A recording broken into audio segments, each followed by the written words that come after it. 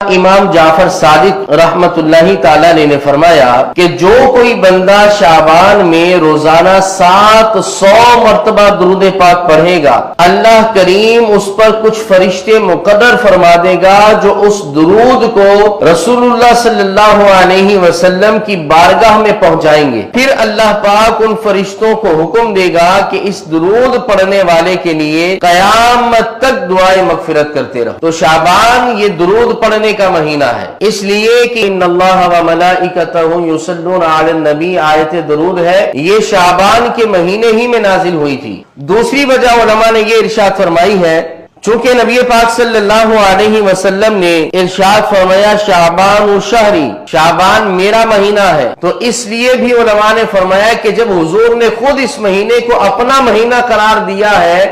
تو اس وجہ سے بھی ایک امتی پر لازم ہوتا ہے کہ اس مہینے میں اپنے نبی پر درود کے نذرانے زیادہ پیش کریں۔ دوسری بات اس مہینے کے اندر یہ بھی ہے کہ اس مہینے میں تلاوت قرآن کی کثرت کی جائے۔ حضرت سلمہ بن کہیل رحمت اللہ علیہ فرماتے ہیں کہ ماہ شعبان تلاوت قرآن کرنے والوں کا مہینہ کہا جاتا ہے۔ حضرت حبیب بن ابو ثابت رحمت اللہ علیہ شعبان کے آنے پر فرماتے کہ یہ تو قاریوں کا مہینہ ہے، یہ تو تلاوت کرنے والوں کا مہینہ ہے۔ حضرت ابو معمر رحمت اللہ علیہ فرماتے ہیں کہ ماہ شعبان نے اللہ کے دربار میں عرض کی کہ مولا تو نے مجھے دو بڑے برکت والے مہینوں کے بیچ میں رکھا ہے، شعبان سے پہلے رجب کا مہینہ وہ حرمت والے مہینوں میں سے ہے، اور شعبان کے بعد رمضان المبارک، اس کی بات ہی الگ ہے، اس کی برکتیں الگ ہیں۔ تو اس شعبان کے مہینے نے اللہ کے دربار میں عرض کی کہ مولا ان دو بڑی برکتوں والے مہینوں کے درمیان تو نے مجھے رکھا ہے، ان کو تو نے بڑی برکتیں اور فضیلتیں عطا فرمائی ہیں،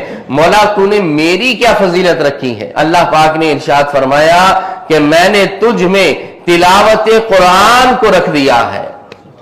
کہ اس میں تلاوت قرآن کی جائے، یہ مہینہ تلاوت قرآن کا ہے۔ تو اس ماہ مبارک میں دوسری چیز جو ہم نے کرنی ہے وہ کرنی ہے تلاوت قرآن کی۔ پہلی ہوئی درود پاک کی، دوسری ہوئی تلاوت قرآن کی، اور تیسری بات میں یہ بیان کروں گا